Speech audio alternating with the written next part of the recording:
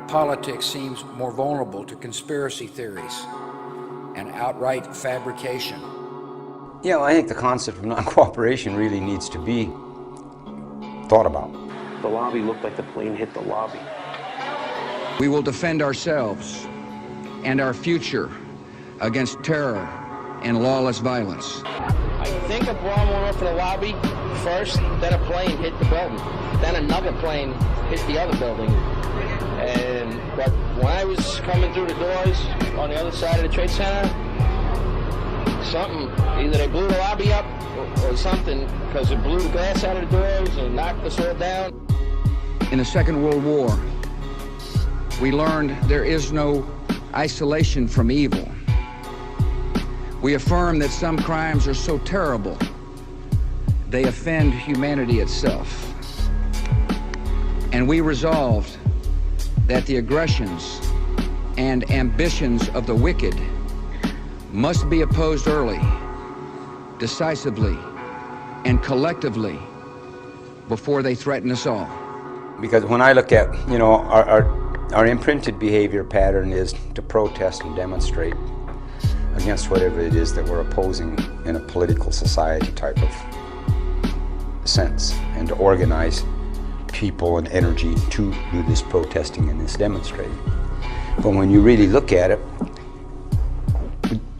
we're cooperating with the system that we're protesting against.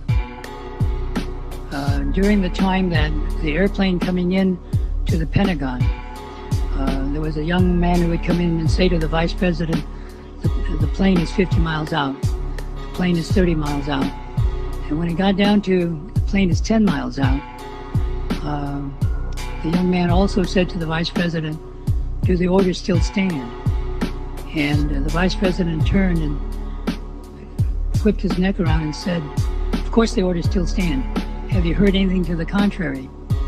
Well, at the time I didn't know what all that meant. And The flight you're referring to is the flight that came into the Pentagon. Yeah. We thought that plane might hit the White House. It was headed this way, and that's why the Secret Service evacuated me from my office in the West Wing in the morning down into a shelter in the basement. When I was in the shelter, calling the president, Pentagon had been hit, and the plane that was headed in did a complete 360 and went back in and struck the Pentagon. So when I look at like civil disobedience, whether it's violent or non-violent, it's cooperating. All right, it's cooperating with the system itself. So if you're protesting and you get the permits, you're cooperating, all right? And I'm not judging this, it's just you're cooperating. And you're cooperating when you buy magic markers to make the signs, the protest signs. You're cooperating when you buy water, the little bottles of water. You're cooperating when you organize the people, mass movements of people, and buy the logistics. But getting a call from the fire department commander telling me that they were not sure they were going to be able to contain the fire. I said, we've had such terrible loss of life. Maybe the smartest thing to do is pull it. And they made that decision to pull, and then we watched the building collapse. One of the guys, he can tell you I'm okay, all right? Here, hold on. You want to call your mother or something? If it's violent civil disobedience, you're cooperating. You're still doing the same thing. You're getting whatever it is for your demonstration, and you're cooperating in the economic system. And then when you clash with the state, you're cooperating with the state's little war games and how it works out its little processes to contain these kinds of demonstrations. See, so the whole thing is based upon cooperation. We are seeing video today that only Hollywood could have produced. So it seems like if everything we're doing is cooperating with them, then we need to really examine and think about non-cooperation, because if we're cooperating with them, we're giving them our energy. So it really becomes, to me, a matter of, well, how do we not cooperate with them? How do we not give them that energy? And we can only not give them that energy by not cooperating with them. We have seen the Twin Towers come apart right in front of our eyes. We've seen aircraft smashing into the side of them. Just now we saw another building as a part of that complex go down. It is so unbelievable, it is so surreal, that it's very hard for most Americans, most anyone in the world, to be able to grasp what is really taking place here. And I figure, well, that's all based upon how we've been imprinted to perceive reality. You know, and how do I, and if I'm not using my intelligence to think as clearly and coherently about the issues that I'm confronted with personally or society-wise, right? If I'm just being incoherent, emotional, a reactionary, emotional believer, then I'm cooperating with them. It doesn't matter how much I protest. It doesn't matter what else I do. I'm cooperating with them. See, so we need to be thinking in terms of how do we not give them the energy? How do we not cooperate with them? You know, does it mean, you know, I mean, yeah, so I really think this is something that the thinkers need to explore.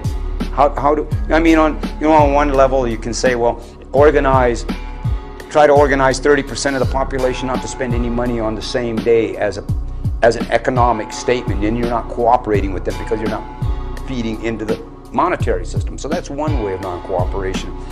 All right, where people could stay at home and keep their identities and do all the stuff. That's one way of non-cooperation. All right, another way of non-cooperation is to not emotionally react, to think things out before we act. You know, so you know it's like another way of non-cooperation is, you know, if our lives are dominated, if basically how we participate in this reality and perceive this reality is based upon our own insecurities and fears, well then obviously we should examine those insecurities and fears and recognize where they come from, all right, and not let them dominate our lives anymore. That's a way of not cooperating. So non-cooperation, I think, really needs to be explored versus this romanticized civil disobedience thing, because it's not working. Before. About 4 or 5 o'clock in the afternoon, hundreds of construction workers came down there, maybe thousands, and volunteered. And the uplift of that was just tremendous. And I knew how dangerous it was. There were fires below the ground of 2,000 degrees Fahrenheit and more. You'd get down below and you'd see molten steel running down the channel mills. Like you're in a foundry. We must speak the truth about terror. Let us never tolerate outrageous conspiracy theories concerning the attacks of September the 11th. Malicious lies that attempt to shift the blame away from the terrorists themselves, away from the guilty,